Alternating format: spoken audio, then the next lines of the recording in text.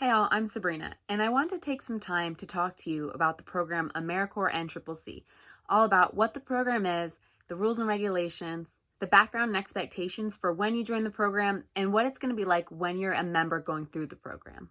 This is not a day in the life video. This is not my personal experiences or views on the program. It's how the program's set up and how it works. This video is also about Americorps NCCC, the National Civilian Community Corps. This is not about Americorps' VISTA program. This is not about Americorps NCCC FEMA.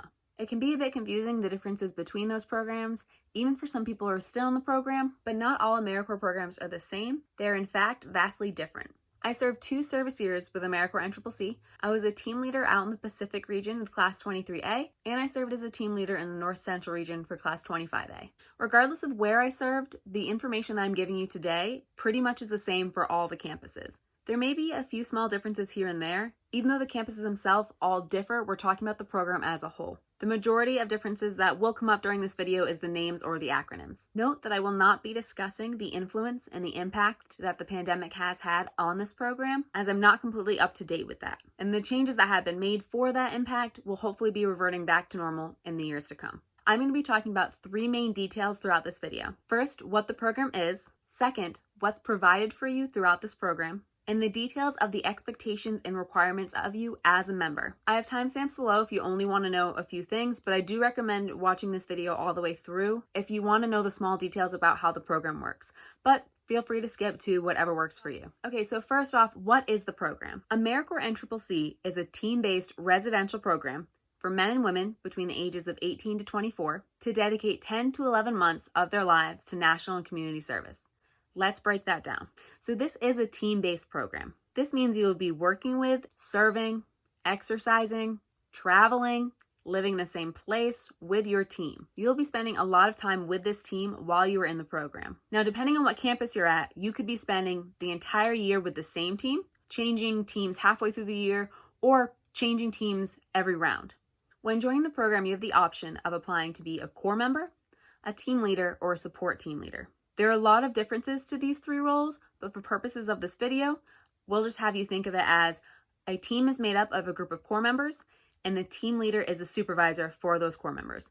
The support team leader stays behind on campus to assist the staff and the teams that are in the field. This is a program for people between the ages of 18 to 24. However, there is no upper age limit to be a team leader, meaning that you can be any age in order to fill that position. At the moment, due to the pandemic, the age limit has been temporarily expanded from 18 to 24 years of age to 18 to 26 years of age. There are 4 main campuses for NCCC. There is the Pacific region, located in Sacramento, California, the North Central region, located in Vinton, Iowa, the Southwest region, located in Denver, Colorado, and the Southern region, located in Vicksburg, Mississippi. There used to be a 5th campus out in Baltimore, but it is no longer active. When you're accepted to the program, you will be sent to one of these 4 campuses. Each campus has different U.S. states and territories that are assigned to it.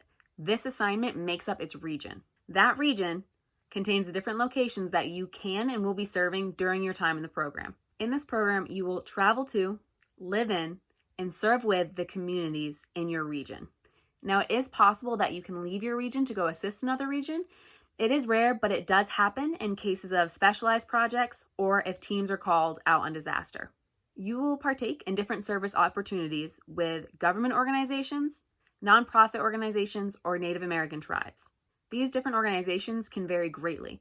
You could be serving with Habitat for Humanity or in a state national park, all the way to helping out with taxes. Pretty much any type of service you can imagine. When you are serving in this program, you are completing hands-on service. This means physical work. You may be building houses or trails, removing invasive species, tutoring children, or mucking and gutting houses. You will have different projects throughout your service year. The term project encompasses the amount of time you and your team spend with an organization, living in that community, and completing service hours with them. Each campus has either 3 or 4 rounds. You can think of a round as the amount of time you were out in the field completing service work before you take a break, come back to campus for a week, to debrief from that project and prepare for a next project. You can have more than one project in a round. We call this a split round. In other words, you may have 2 projects during the time that's allowed for a round. This means, for example, You're out on your first round, round 1. You're serving with an organization living in that community, and halfway through that round, you pick up, you move to a different location, and start serving with a different organization in a different community. Therefore, that's 2 separate projects, but within 1 round. A split round is common, it can be a bit crazy, and it relies on a lot of different variables, which we're not going to get into in this video. One reason I'm explaining this to you is to show you that you can have anywhere from 3 projects to 8 or more projects during your service year. So you will have a lot of different experiences with different organizations and different types of service. Your experience will total 11 months for team leaders and 10 months for core members. Team leaders will arrive to campus 1 month before core members do to start their team leader training. Then core members will arrive and spend a month with their team leaders going through core member training. And then for the next 9 months, you'll work in your teams to complete your service. Now that we've broken down what the program is, let's talk about what is provided for you while you're in this program. Once you're accepted to this program, you are transported to the campus that you will be serving at no expense to you. They'll fly you out there, and if you are driving to campus, then you'll be reimbursed for your mileage. When you're done with the program, they will also set everything up for you to get you home. When you do get there, you'll be living on campus, again at no expense to you. It'll be a dorm-like situation with 1 or more roommates. Then when you're out in the field, all your housing is provided for you as well. I'll get into more housing specifics later on in the video. During your training on campus, you'll be provided with the uniform that you are required to wear for all NCCC and team activities. This includes the standard uniform, a heavy jacket, a pullover, zip-ups, cargo pants, steel-toe boots, and all the personal protective equipment that you may need for the different projects that you go on. Food is also provided for you in this program. This means your main meals, so breakfast, lunch, and dinner. The team is given a food budget that's normally overseen by the team leader, and you'll go out as teams and shop for the food that you've previously agreed that you're going to eat as a team while you're in the program. You were also provided with insurance by the program in case you get hurt on the job or when you're doing an activity that is mandated by the program. In this program, you're not paid, you don't receive a paycheck, but you do get a modest living stipend. You receive this twice a month or every 2 weeks, and it's directly deposited to your bank account. If you don't have a bank account, don't worry. When you get there during training, they will help you set one up. And you're receiving this stipend so that while you're in the program, you can afford the necessary supplies that you need that's not provided for the program, such as laundry detergent, personal toiletries, medication, anything that you may need to help you actually live while you're out in this program. When you complete the program, you receive an education award.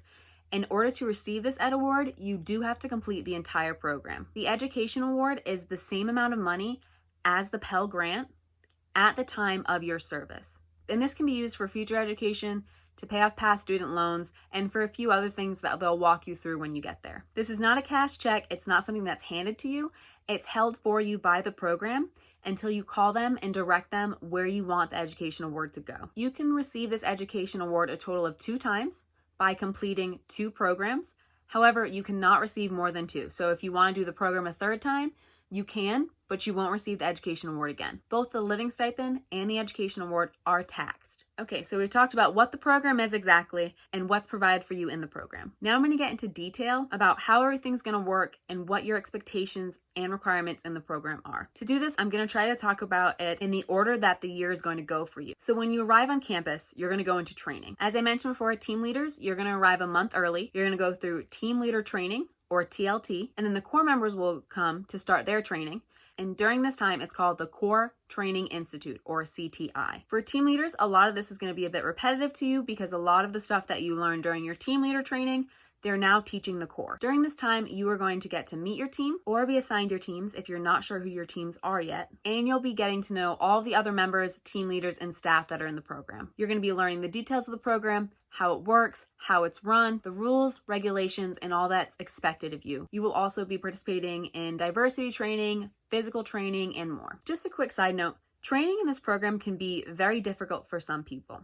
The majority of trainings that you're going to undergo are classroom style or lecture based. Sitting all day being talked at can be very frustrating, especially when you're tired or because you're not sure why you're doing these trainings, since you figured, hey, I signed up for a year of service where I'm supposed to be hands-on. Why am I sitting in this classroom right now? My advice for that is it will end. It's only a small part of the program overall, and it's information that you're going to know. And I promise you, if you don't pay attention to it while the training's going on, then you're going to be asking about it down the line. Just push through the training, take in all you can. You're going to get to your service soon enough, I promise. Once this training is over, you're going to head off to your projects. So in order to get to your projects, and how you will have been getting around this entire time is a van. This is a 15-passenger government vehicle that can only be driven by the team leaders and corps members who have been trained to drive it during training. When it's time to go, you will all pile into the van along with the stuff that you're bringing with you to your round. The rest of your belongings you will have packed up before then, and they will be put in a storage room on campus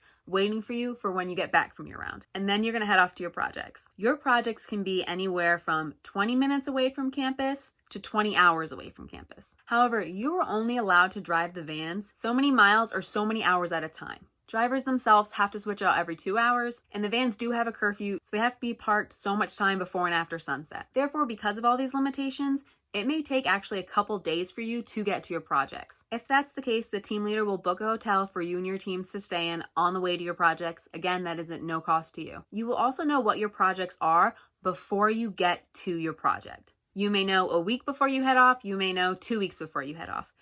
Your team leader will find out before you so that they can prepare for your project and get in contact with the organization that you will be serving with just to make sure everything is set for you and your team. You do not get to know everything you're going to be doing through the project from day one, meaning you won't know what your round 2 project is until after round 1 is over.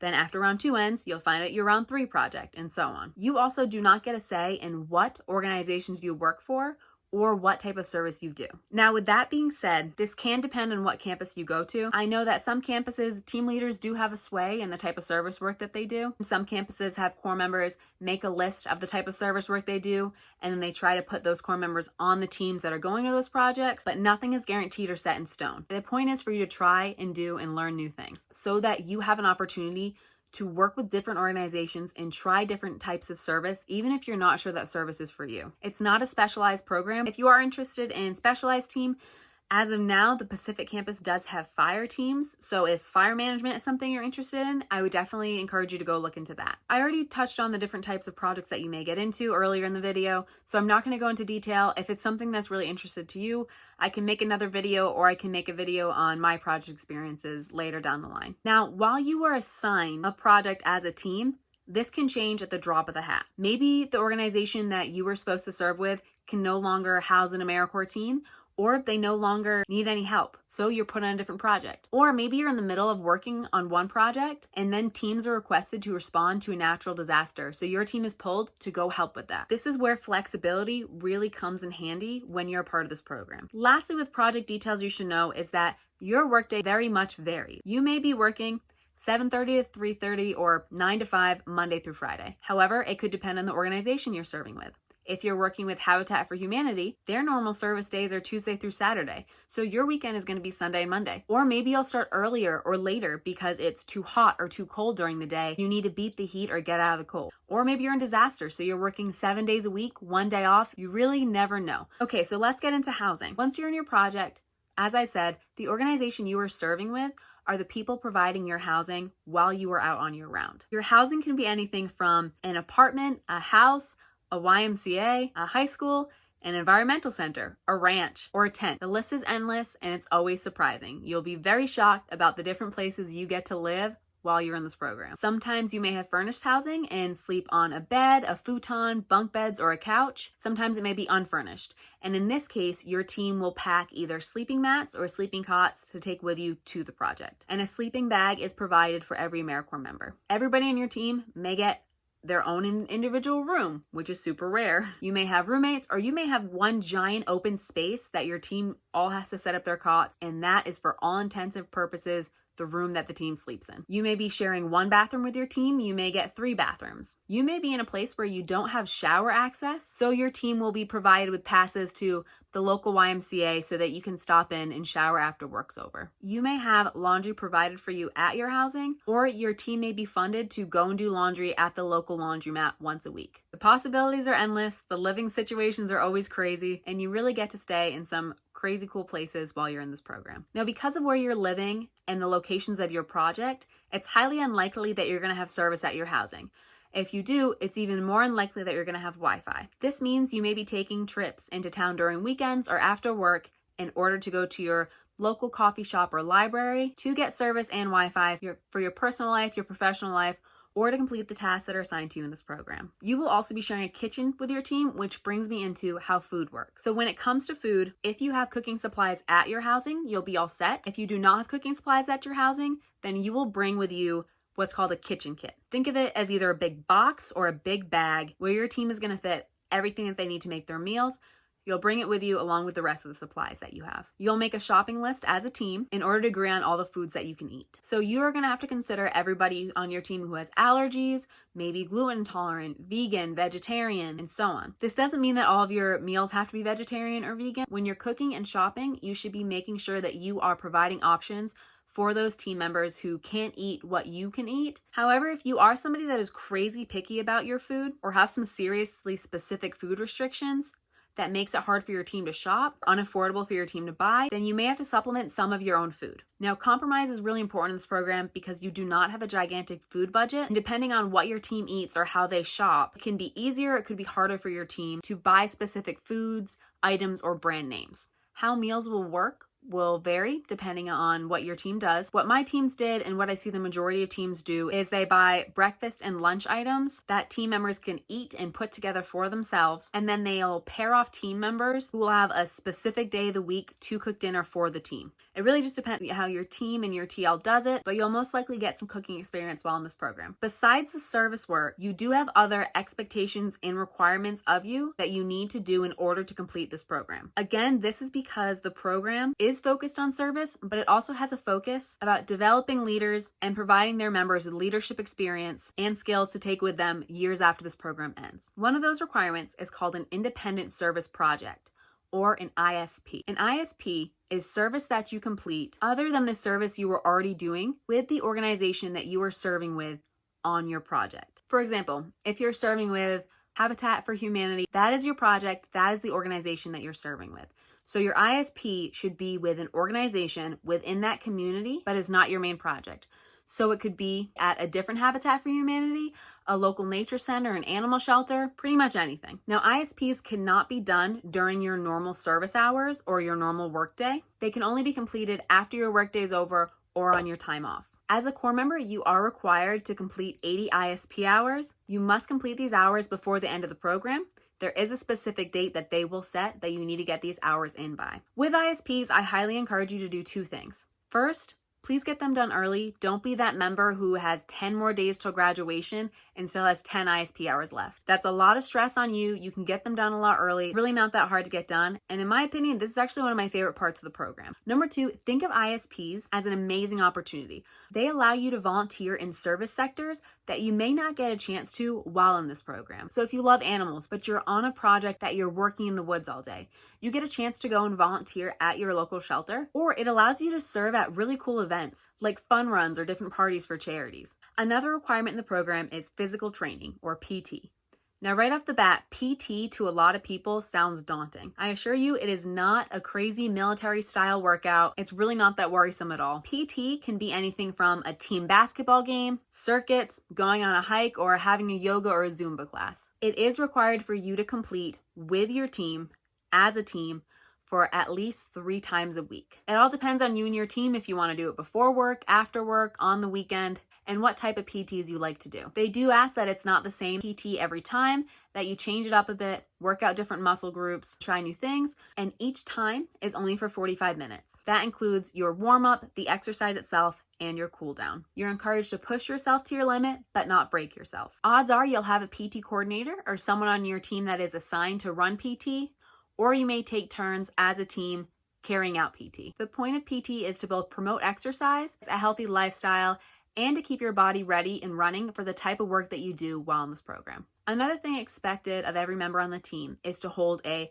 representative role or a specialty role or whatever your campus may call it. Essentially, everyone on the team must take on one role. If there are not enough members on your team to fill all these roles, then members will have to take on more than one role in order to ensure each role has somebody. These roles allow for leadership opportunity. It allows the team to function and make sure that the team and the individual members on the team complete what they need to complete and get done what they need to get done for this program. For the roles themselves, every campus has a list of different roles with different names who have a list of different tasks. So it's going to be a little bit different at each campus. The one role that I'm going to use as the example, because this role seems to be pretty much the same across campuses, is the recruiter. So as a recruiter, you'll do things like contact local high schools or colleges to set up a time where you can come in and table for the students to explain to them what Americorps is and see if it's a program they would like to join. You will learn what all the different roles are during training. You request which ones you want to do, and then you'll be assigned those roles. Normally, you will have the same role for the entire year. During your training, I very much encourage you to do some digging on these roles. Find out everything that's required for each one to make sure it's something that you're gonna like, that could help you with your future career, or can help boost your resume. And when you are in project and you're completing these roles, you will have time during your normal work day or the work week to get what you need to get done. You just have to work that out with your team leader, and the team leader will help you coordinate it with the organization that you're serving with. However, depending on what role you have, you may have to do some of these things after your normal workday or on the weekend. These roles are a requirement for the program, and the time that you do spend on them, they do count as hours toward the program itself. Another requirement of the program is called service learning. And service learning is essentially done to help you understand the impact of what you are doing for these communities and show you the realities that the community faces day to day and different social issues that come up. Now, a lot of service learning is done on the job without you realizing it, but it's also presented to you in game or lecture format or a discussion that's designated by someone on your team. Other than that, while you're on your round, other things will come up, other priorities or events that you need to go to. You will normally have team meetings. There is a lot to this program. We've just gone over the majority of it, but I also want to touch on the fun that you'll have when you're in this program. Because of the program itself, you will be traveling to and living in different communities. This means going to new towns, new states, meeting new people, trying new things that you've never done before. You'll be checking off cities and towns and national parks that are on your bucket list. Maybe you'll go on a fun adventure or trip with your team or solo. I personally have checked off a lot of places on my US bucket list, and I've also found some of my favorite places while serving. And with it being a hands-on program, you get to really see the impact that you have with these communities. Even if it's something small or it doesn't seem like a huge deal to you, it is a huge deal to them, and I promise, regardless of what it feels like in the moment, you will make an impact on them. So that's everything that you're doing on your round. Your project in your round is completely over now. You head back to campus at this time, you'll know where you're going next and what your next project will be. You'll be back at campus for a week, maybe a little less, maybe a little more, depending on what your last project was like or depending on what your new project's going to be. And this time that you're on campus is called transition. The reason it's called that is because you're transitioning from one project into another project. During this week, you do have some more training. You're also closing out your old project and you're preparing for and opening up your next project. This means you are completing all of the paperwork that comes with it. I'm not going to get into all the paperwork you have due for each project, especially for team leaders.